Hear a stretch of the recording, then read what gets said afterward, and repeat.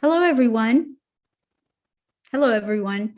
I'm Judith Zelikoff, and I'm the host for the Center for the Investigation of Environmental Hazards from NYU Grossman School of Medicine. And many of you hopefully already know me. We've had these snippets, as we call them, at once a month, and hopefully you're following us. And to have more information on environmental health and the world that you live in. So we've taken new and emerging topics and we've highlighted them for you. So this is mostly a question and answer. And for the topic today, which is microplastics are everywhere, should I be worried? And we'd like you to submit questions onto the chat, and we will make sure that our two panelists, and I will introduce them, that our two panelists see your questions and address it. As you know, this is about a 20 to 25 minute snippet, and we look forward to your engagement on this. So first, I'd like to introduce Jason Randall. He's a third-year pre-doctoral student and graduate assistant in the Department of Environmental Medicine within the NYU Grossman School of Medicine. He received his bachelor's degree from Marist College, where he studied both the distribution of microplastics within the Hudson River, as well as the ecotoxicology of microplastics for aquatic invertebrates. His current research in our department focuses on the potential human health impacts of microplastic pollution with an emphasis on synthetic fiber exposure. And welcome, Jason. Our speaker today will be Dr. Rebecca Florsheim. She's an associate medical director at the Bellevue World Trade Center program and the assistant professor of medicine at the NYU Grossman School of Medicine. Her research interest is environmental health with a focus on the criteria of air pollutants, obstructive lung disease, and the health effects of microplastics. She's currently leading a pilot project funded by the NYU Center for the Investigation of Environmental Hazards, who's sponsoring this program. She's investigating patterns of microplastic particle accumulation in the human body. So with that said, please remember to enter your questions into the chat and we'll begin. Thank you. Thank you for the introduction, Dr. Zelikoff. So Dr. Florsheim and I have a shared interest in microplastics, as most of you could probably tell. Microplastics in general, the term itself has only really gained popularity in the past 5 to 6 years. So why don't we just start out with the basic question for you, Dr. Florsheim, of what are microplastics and where are they coming from? Okay, so just giving a brief overview of it. First of all, thank you very much for hosting me. I'm so happy to be here and to have the opportunity to answer any questions that people may have about this emerging health issue and environmental health issue. So microplastics are defined as any particle of plastic that is 5 millimeters in size or smaller. But what a lot of people may not realize is that a lot of materials that are in fact plastics may not be what people think of when they think of microplastics. So when people think of plastic, they think of the type of material that makes your plastic bottles, your milk carton, things like that. But microplastics also include things like nylon and polyester and a lot of the fibers that make up our clothing. And what we're finding now is more and more that these as these substances break down in the environment, they break down into these smaller particles called microplastics that are becoming more and more ubiquitous in the environment. And so that's the topic that we've decided to focus on today. Thank you for the introduction. So now that we know what microplastics are at a baseline level, can you go into a little bit more on where they're going when they enter either a landfill or your wastewater, how they're entering the environment, and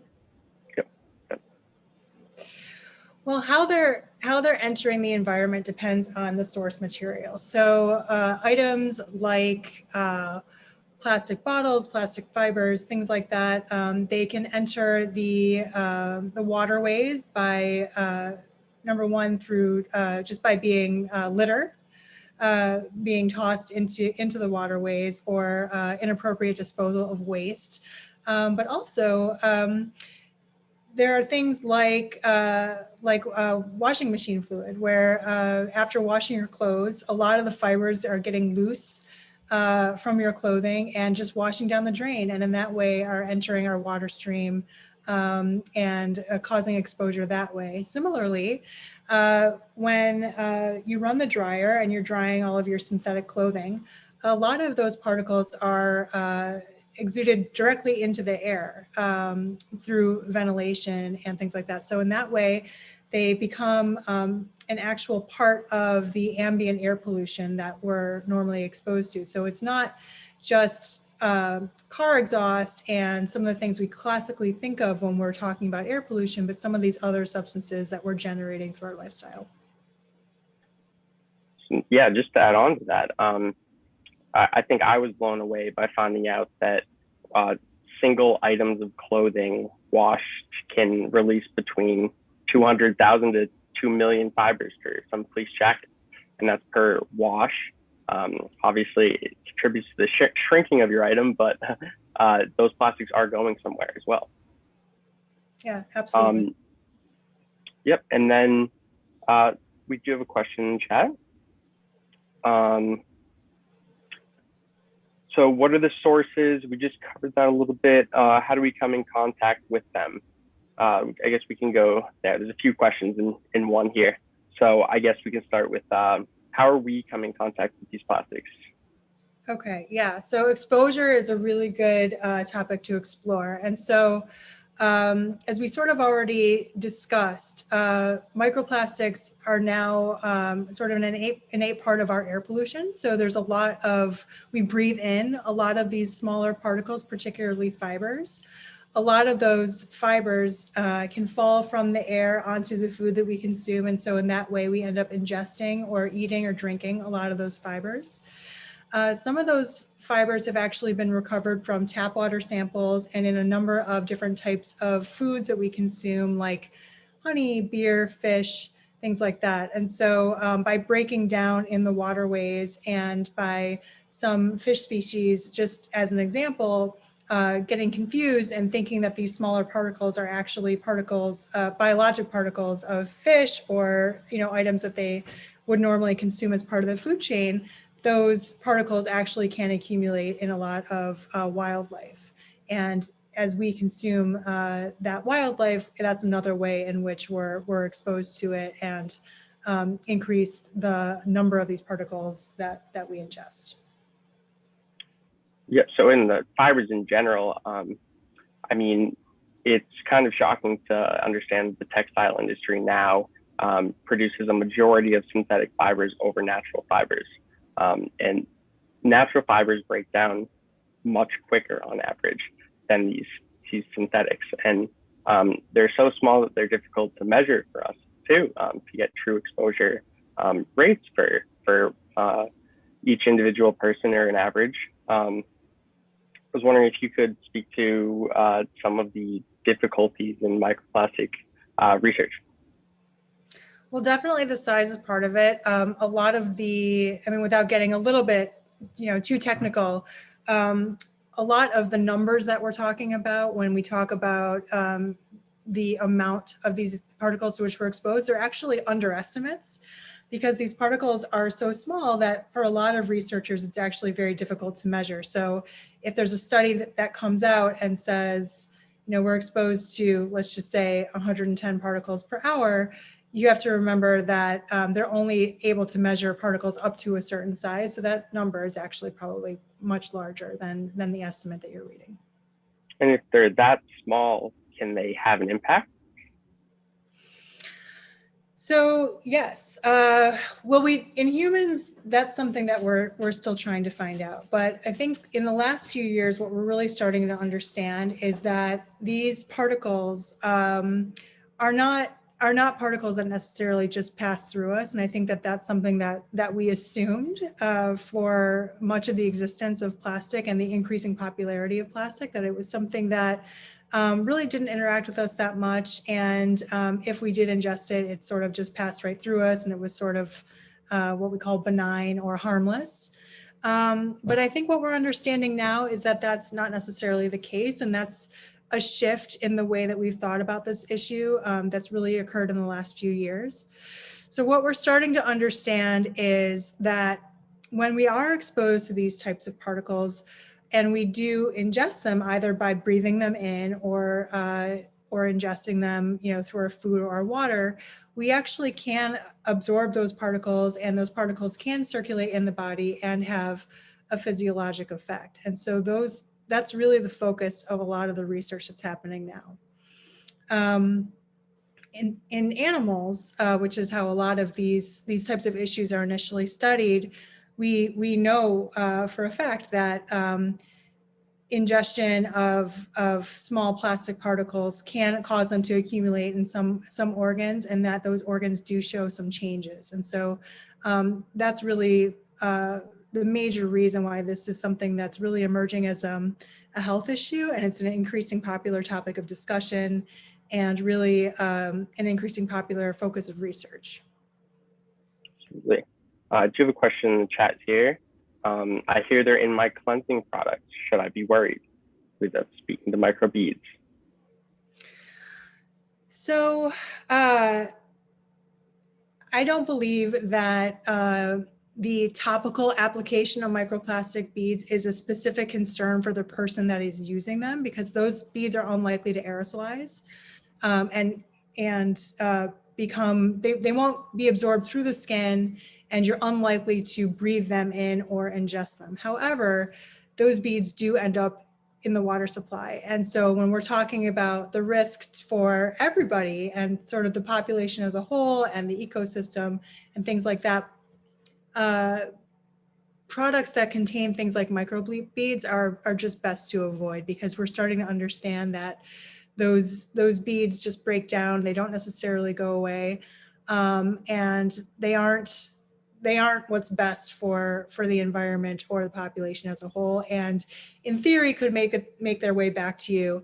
The immediate risk to the person that's using the product is probably minimal.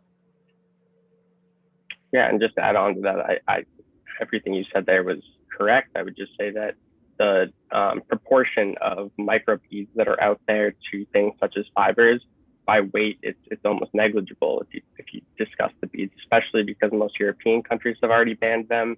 The US has been working on it, and they are taking action in that sense. But all right, so should I stop drinking from plastic water bottles? So the issue of microplastic pollution is, when we talk about reducing a person's individual risk, is a little bit tricky, because the truth of the matter is we can't avoid our exposure to them entirely. However, if there's one thing that somebody could do to minimize his or her or their exposure to microplastics, I would say minimizing the amount of food and drink that you consume out of plastic containers is a really good place to start. Just as an example, from the studies that I've reviewed, we understand that there are far more microplastic particles in bottled water that comes out of plastic bottles than there are within tap water. There are some microplastic particles in tap water, but I think we're starting to understand that the containers in which our food and drink are stored are really important and really have an impact on the cleanliness and the purity of the food that we consume. So if there's one thing that people can do to reduce their exposure, I would definitely say skipping the plastic bottles and the plastic food container would be an excellent place to start. Absolutely, especially when you consider the fact that sunlight and UV light are one of the main components of breaking down these plastics into smaller and smaller pieces in the environment. If you leave your water bottle outside for a day, it's the same really phenomena happening, just inside your water bottle and your liquid. So this is a little bit more about the intrinsic nature of the plastics? Is it safe to drink? Should I stop microwaving food in plastic containers? I think that's always been the recommendation. I think it's always been understood that it's not just the plastic necessarily that's the problem, but a lot of the chemicals that are included in plastic that can leach from the plastic into your food. So absolutely, without question, plastic containers should never enter the microwave, and food should never be consumed out of plastic containers that have been microwaved. Couldn't agree more. Microwave safe is not meant in terms of human health. It's meant in terms of the dish not melting. Yeah, exactly. Yeah. And one thing I'd like to add is, the determining the precise adverse health effects or the illnesses that can be caused by exposure to microplastics, we don't 100% know what those are right now, but we have enough evidence right now to say that it makes sense to reduce your exposure, wherever possible, because we have enough evidence to say that these particles probably do cause some harm on some level. It's not the type of thing that should cause anybody to go into a panic or, make anybody change their lifestyle to any significant extent. But these small steps that you can take to reduce your exposure probably will benefit you in some way, over the course of the lifetime.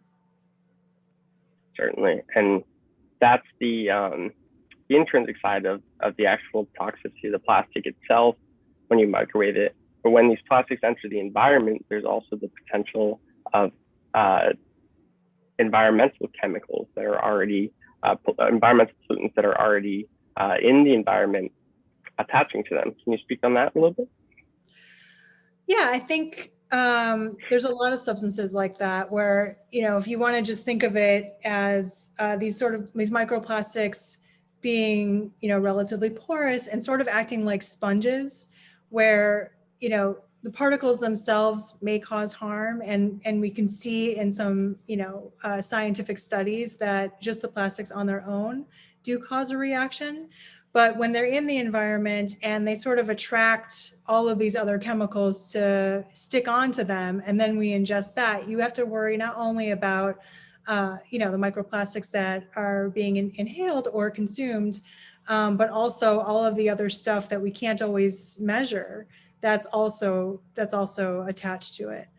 So for all of those reasons, it's best to avoid exposures whenever possible. Absolutely. Is there any evidence right now that microplastics can accumulate in the human body in any way? So the last year has actually been, that's a great question. Last year has actually been really, there's been a lot of movement in trying to figure out if that's the case. And it seems like as of right now, it does appear that these particles are accumulating. We've known for some time that we ingest them and excrete them, when we go to the bathroom.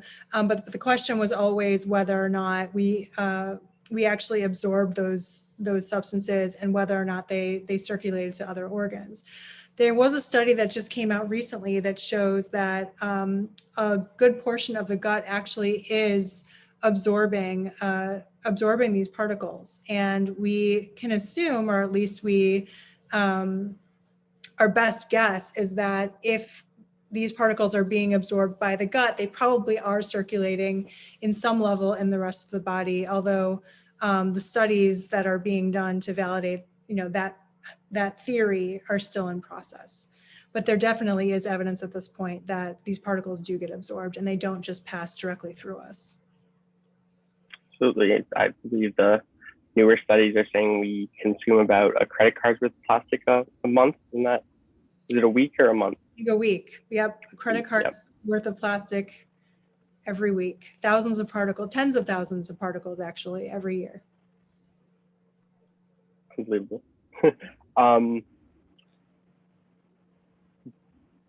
How do you think we are going to be able to do anything to halt or slow this problem, either through lowering the amount we're taking in or doing something to lower the environmental concentration?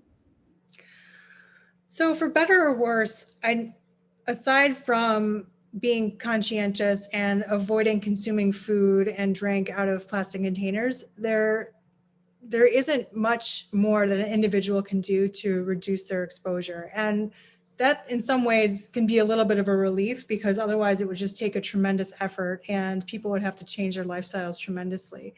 But at the policy level, it's really getting to the point where hopefully a lot of this research and a lot of these discussions can help facilitate a tipping point whereby there's some policy changes where we don't rely on plastics as much as we have been, and there is a greater investment in plastic alternatives that we can use in our daily lives to not necessarily, change the lifestyle to which we're accustomed, but, acknowledge the fact that some of these things that we've assumed to be safe for so many years may not be, and it's probably worth our while to invest in alternatives. So we do have actually a few more questions in the chat.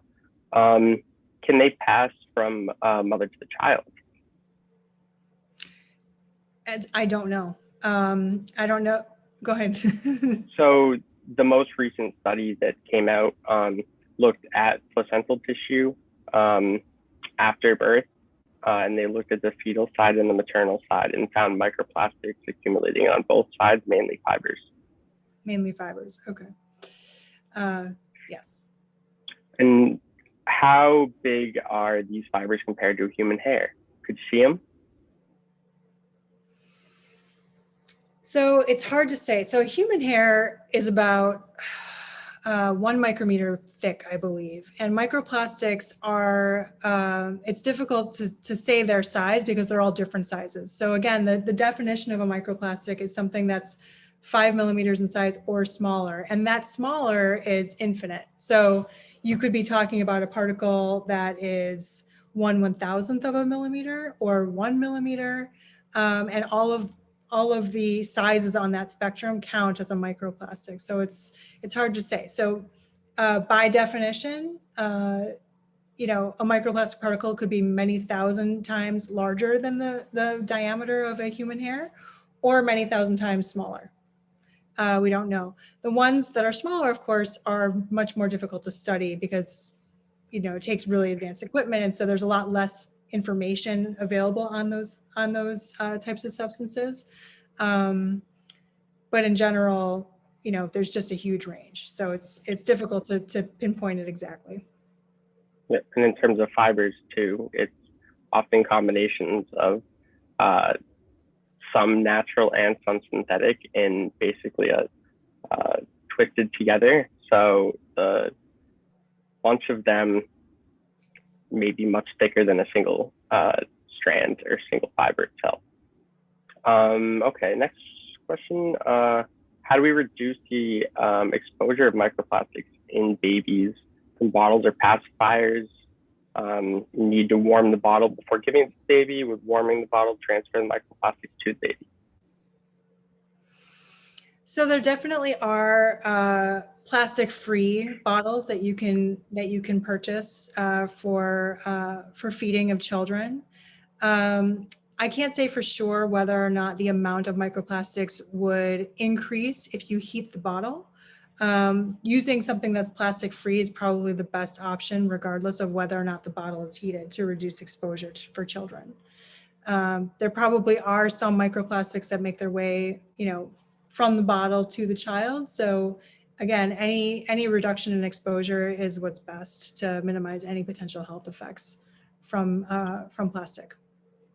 Absolutely. I would say the warming would probably more influence the phthalates and BPA and things like that to come out from the larger plastic into the drink or the milk. But in general, it's just safe to stay away from it. Yeah, and you're talking about the chemicals that are sort of attached to the plastic, Chemicals that are attached to the plastic, yep. And they leach out. Themselves. Yeah. So the microplastics are probably less of a worry there than the actual chemicals that are used to create the plastics. All right. Can microplastics be removed from water with conventional treatment methods? It's unlikely that conventional treatment methods would be able to remove 100% of microplastics, only because, like I mentioned, the sizes are so variable. And so when you have particles that are get down to the nanometers in size, and a nanometer is 1/1000th of 1/1000th of a millimeter, it's really difficult to say for sure that you're going to be able to remove all those microplastics.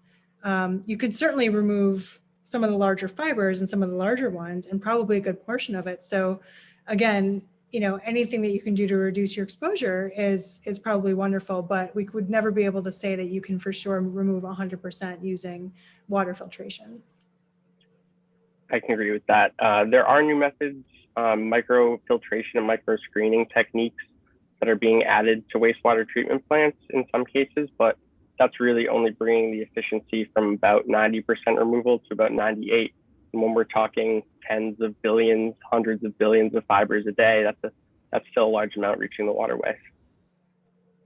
Any tips for washing synthetic clothes to reduce the quantity of particles that get into the water and air? As of right now, unfortunately, no. That would require some pretty hefty engineering changes to the standard washer and dryer. So as of right now, there's really not much that we can do. I mean, making sure that there aren't any holes in your dryer filter and things like that could do something, but probably not much, because the amount of plastics that are coming off the clothing and making their way into the water and the air is really just so large. So in some ways it's bad news that there's nothing that you can do, but in some ways it's good that nobody has to worry about trying to minimize that, because it's sort of a Herculean thing to try to reduce the amount of microplastics that are being produced, via the laundry. Absolutely, when you're talking about those quantities, yep. All right, so with all that said, I would love to get final thoughts from you, and should we be worried? So final thoughts, wrapping this up.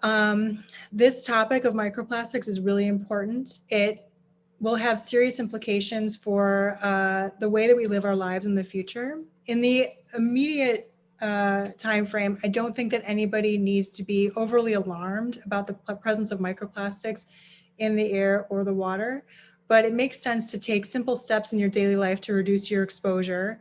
Those steps would include minimizing your use of bottled water, plastic bottled water, or takeout containers that contain plastic, increasing your intake of fresh foods, fresh fruits and vegetables, things that aren't packaged in plastic, and just being more aware of the items that you're using and our over-reliance on plastic as a means to help sustain our lifestyle. Well said. Thank you. Jason, any last point from you? I would just say that it's really important to tackle this at a policy level too, and that we really need to make an effort to bring wastewater treatment plants up to the highest standards, ban the production of plastics at this size that they break down to when we produce them larger. We really need to take those changes at an international level, but we have to start here at home first.